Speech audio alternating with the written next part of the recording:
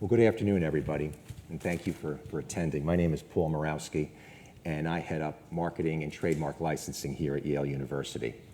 I'd like to first thank the IT folks for asking me to speak a little bit about my department. And you're probably all wondering, why am I going to speak? What does marketing or licensing have to do? But actually, because we manage the Yale marks on a university basis, we touch all departments in one way, shape, or form over the course of a year. But before I start, just to give you a little bit about my background. I have been fortunate enough to work at Yale for about 3 years. I have been in the marketing and licensing business my entire life, about 40 years. I come primarily out of department store world, 17 years in department stores, and I've had my own consulting business. And prior, I also headed licensing and retail for the American Museum of Natural History in New York City. At Yale, like I said, I've been here 3 years, and I also sit on the Yale Committee for Cooperative Research. What I'd like to do is take you through a little bit about what we do, and basically it comes down to 3 issues that my department handles. First is we take care of protection of the Yale marks. Secondly, we try to establish a marketing platform for the Yale brand globally. And third, we manage the licensing so that we actually bring in additional revenue to the university through the licensing contracts that we provide. And just to start with, I thought I'd give you a little overview of some of the things that we do regarding protection of brands. Things that we look at in order to make sure the Yale brand is managed appropriately, and the people that we find we have the most concerns with are a lot of times outside contractors will want to use the Yale name because they've done construction on Yale, or they've produced a book for Yale or whatever. So what they like to do is they like to take the Yale name, put it on their website. Well, actually, you can't do that. That's actually illegal. It's actually a misuse of trademark. So we run into a lot of those issues. We run into issues with apparel companies misusing our names. We've run into that, especially overseas, recently in Taiwan and in mainland China. There's also been a case where a company was using the name Yale Kindergarten, which obviously they can't do. So there's a lot of different things that we try to get in front of so that the problems don't occur and that we can actually make it so it's easy for the people who can use the Yale marks to do it appropriately. So first, what we've done is we put some pegs in the ground, some guidelines for how to use the Yale brands, starting with outside consultants and contractors. And the most important thing there is that basically it's not allowed. You can't promote, sponsor, approve outside consultants or contractors or any goods or services regardless of their relationship with Yale. So it doesn't matter who the company is, how big they are, they can't use the Yale brand because Yale is a not-for-profit institution and it cannot be seen as endorsing a corporate venture related to commerce. So secondly, the other area we target are the students. And we love our students, and they're very creative in the way they want to use the Yale marks, and it's very interesting to see some of the things they come to us with. So what we wanted to do is we wanted to put pegs in the ground for the students so they clearly understood how to use the Yale mark, but also not to crimp their creativity, shall we say, because you should see some of the things that come across our desk when it comes time for the Harvard football games or some of the events that the students run in the dorms. So we have to be cautious of that. So what we've done is we put together a guideline for the students. It was spurred on by the secretary of the university, who has the actual rights to use the marks as she sees fits, or her authorized agents, which happens to be our department. So any student group that wants to use the Yale name has to first register with a student organization, whether it's undergrad or grad, to make sure they are a legitimate entity of the university. And also, they have to make sure they comply with the university standards regarding the guidelines associated to the use of the marks. Now, we've established these along with the Office of General Counsel, and they include things like your logo and name must identify you as a student organization. You have to convey that in any way that you present your organization. That includes on your emails, on your website, on any paraphernalia or swag that you want to buy. So you have to convey that student or affiliation, which you see some examples here. Secondly, a lot of students say, well, I can convey my affiliation by Yale by saying at Yale. But actually you can't. At Yale is tied to the shops at Yale downtown, so you can't use at Yale. That does not allow you to comply with the idea of being a student organization and relationship to the university. Use of logos. This is always very interesting because this is where the students get creative, and certainly we encourage that. But things like you have to indicate that you're a student organization, like the Yale Undergraduate Chamber Orchestra. The two groups of marks that they're able to use are the Yale block and the Yale Y. But when using those two logos, you cannot alter them. So in other words, when we get, let's say, swag for an event that one of the colleges are going to use, they can present it to us, they can say Yale, but they can't alter those two marks. Also acronyms. If you use an acronym, you also have to indicate that you're a student organization, as you see here. And items to be distributed. This is my favorite. So if you use the word Yale in your name and logo, you also have to include that you're a registered student organization. So you see here the Yale Refugee Project. Underneath it says an undergraduate organization, which is very important to note because the way you have to think about it is a student from one of the colleges puts together a t-shirt that has something that can be considered offensive. That student goes to New York City on a Friday night, goes to Grand Central Station, is seen by thousands of people. That's the image that Yale is now portraying to the world out there. So we have to be very cautious, and when we look at something in my department, it's how does the world see it? How is the John Q. public going to see Yale in that context? And that's how we judge whether it's appropriate or not. And of course, the one thing we also keep in mind is you can't use orange and you can't use red because you don't want to be Princeton or Harvard. But anyway, so websites, that's another favorite. This actually we run into this issue more than any because it's really not that the students don't want to do it wrong, they just don't understand the guidelines associated with that. So something like making sure you have your logo conspicuously on the website. And importantly, you have to have a disclaimer because every student organization is also insured by Yale. So having that disclaimer is important to let it know that it's a student organization, not a Yale University organization.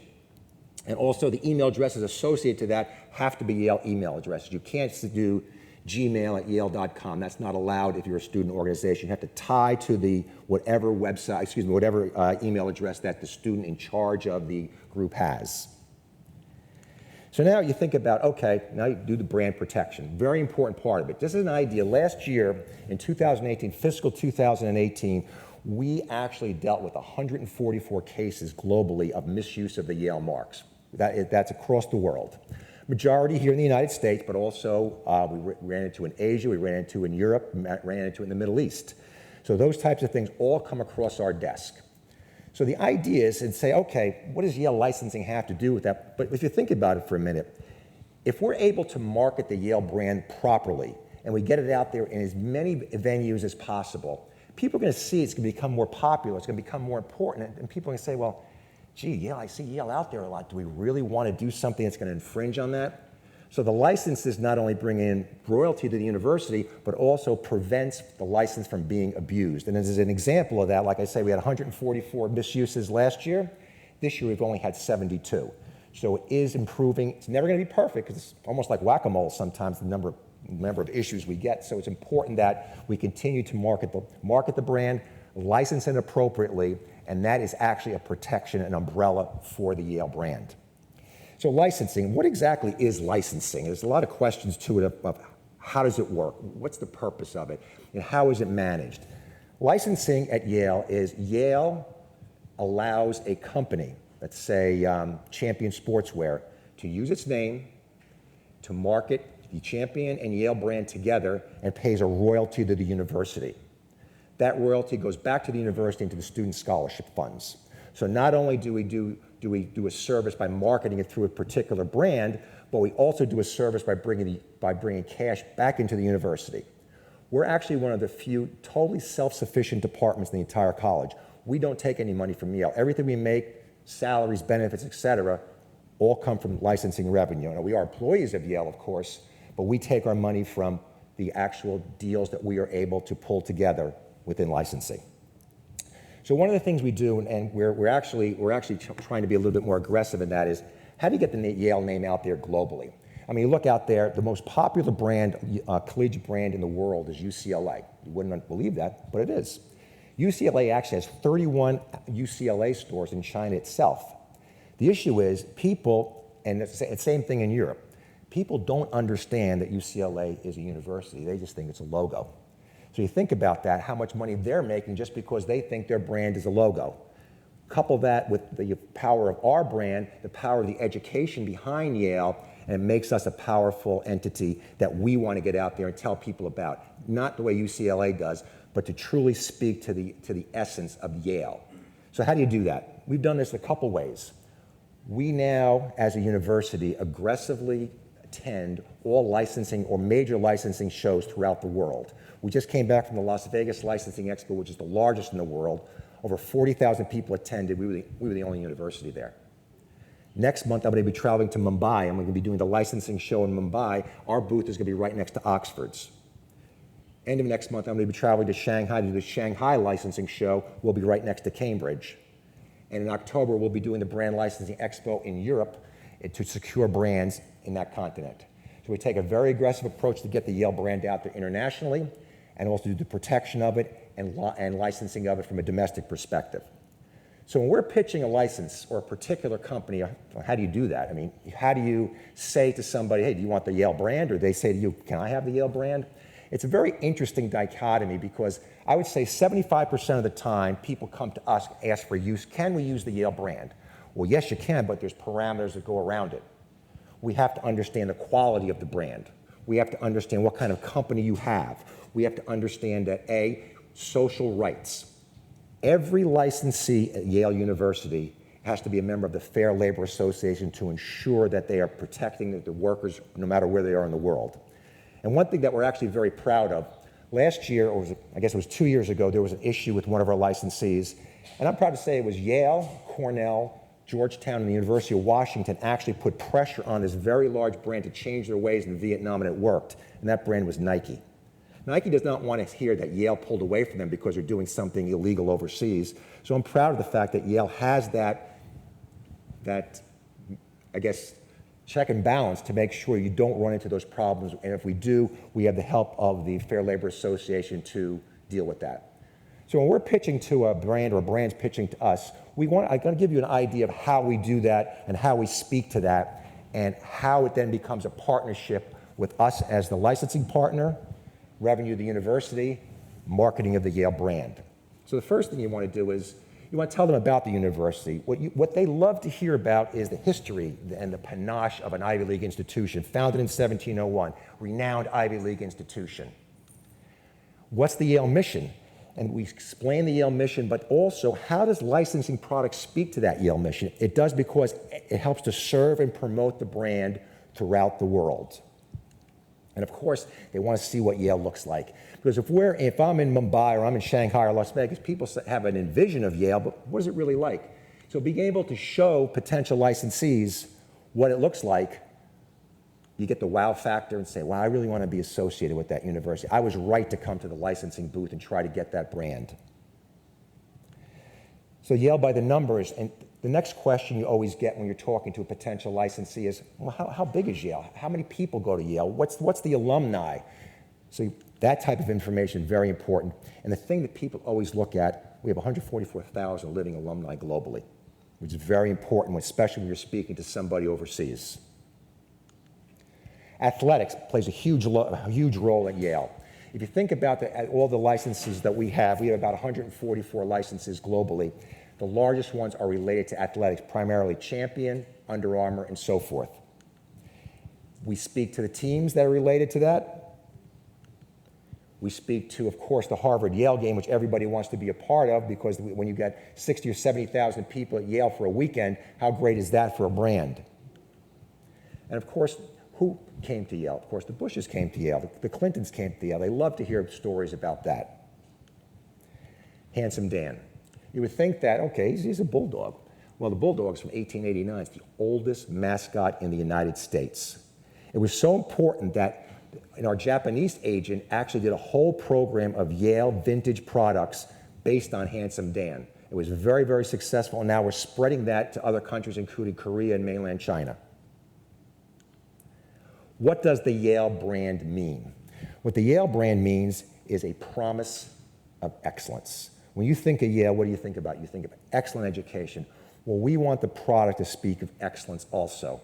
Only the finest quality, only the best factories, only the best names in order to make sure that we are presenting Yale in the manner that it should be presented in. The logos and word marks. Most popular on the left, the university logo institutional mark. That is reserved for what we call some better products. It is the Yale University logo itself, and you don't see that as much as you see some of the other ones. The athletic mark is actually being played down a little bit recently, so it's not as popular as it was. The most popular word mark is the Yale block. You're going to see that probably on 75% of the items that are out there that are licensed by Yale. Other word marks are the Y, Yale Bulldogs, Yale University. But the interesting thing is, if you think of Yale University, that would be a big play. It really is only a big play in Asia. It's actually only the Japanese market actually uses that for product right now, as well as the United States. Vintage logos. This is becoming a real trend in the market right now. You go to any store that carries collegiate products right now, that whole vintage look, the look that went back to the 50s and 60s is becoming very important again. So you'll see that the Leaning Bulldog, the golf course logo, the script Yale University, which we just used for a program in the United States, and established 1701. Now, licensing at Yale. What exactly do we offer or can we offer to somebody who wants to work with our institution? Whoops, there we go. We want them to share a vision of product excellence, only the finest quality. We take a global approach. We just don't want to say, hey, we'll take your license, we'll take your money. No, that's not the way it works. The idea is that we want to work with you to make it successful for the licensee, make it successful for the marketing of the Yale brand, and make it successful for the revenue that we're going to bring into the institution.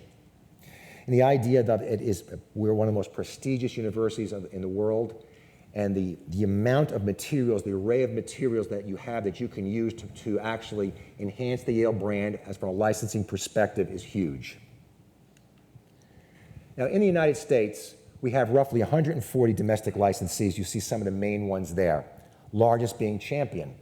Under Armour, of course, has our sideline deal, so you see that when you go to the football games. Nike used to have the sideline deal, doesn't any longer, but still a good big player. Vineyard Vines. We're the only university in the United States to have a collegiate license with Lululemon, and also 47 Brands, who does a lot of headwear, especially for the Major League Baseball. Now, some of the companies that we do business with, you think that, okay, yeah, Yale's in the bookstore, Yale's in Campus Customs, Yale's with some other stores downtown. Actually, that's not the truth. Actually, Yale is all over the country in stores that you wouldn't expect. We were in Neiman Marcus this year. We're in PacSun right now. We were in Barney's. Every year we're in Forever 21. Dick's Sporting Goods, Fanatics.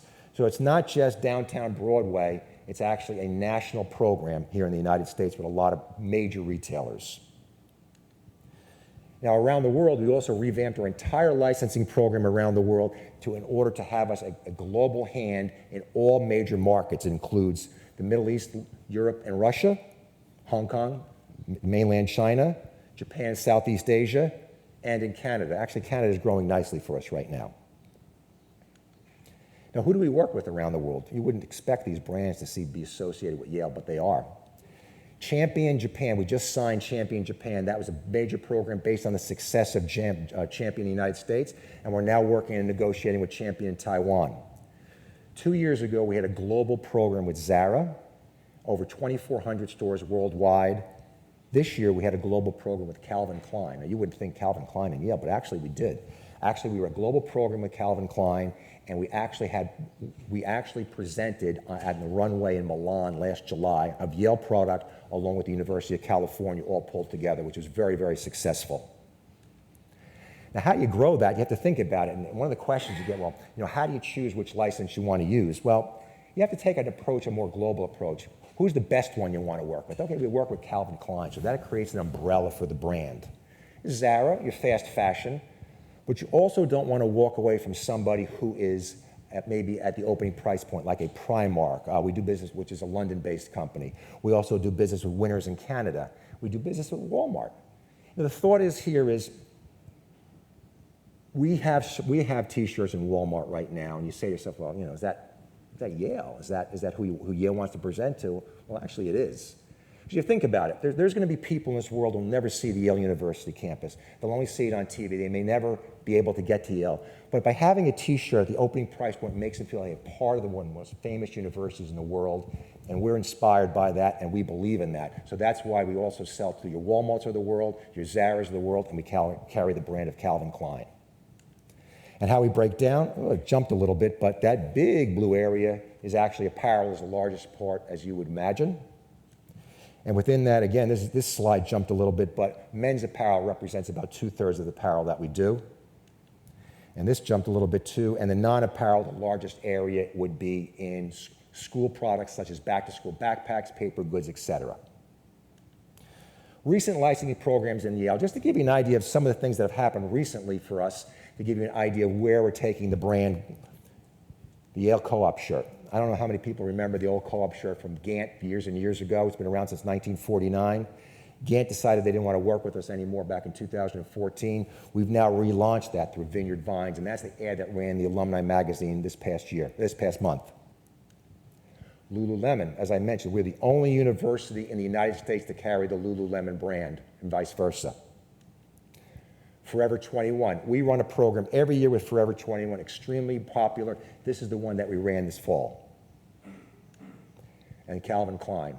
This product ranged anywhere from a few dollars up to over $2,000 for the product, depending what you purchased. That cashmere, that coat all the way on the left that the young man's wearing, that's a $25 cashmere coat. They produced only 6 of them worldwide and sold them primarily in Europe.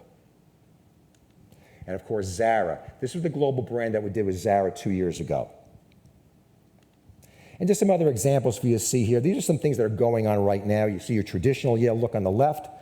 You see the Leaning Bulldog, part of PacSun. And the other two, that's actually JCPenney's website. We're not carried in the store, but we're actually on JCPenney's website, which speaks very highly of us.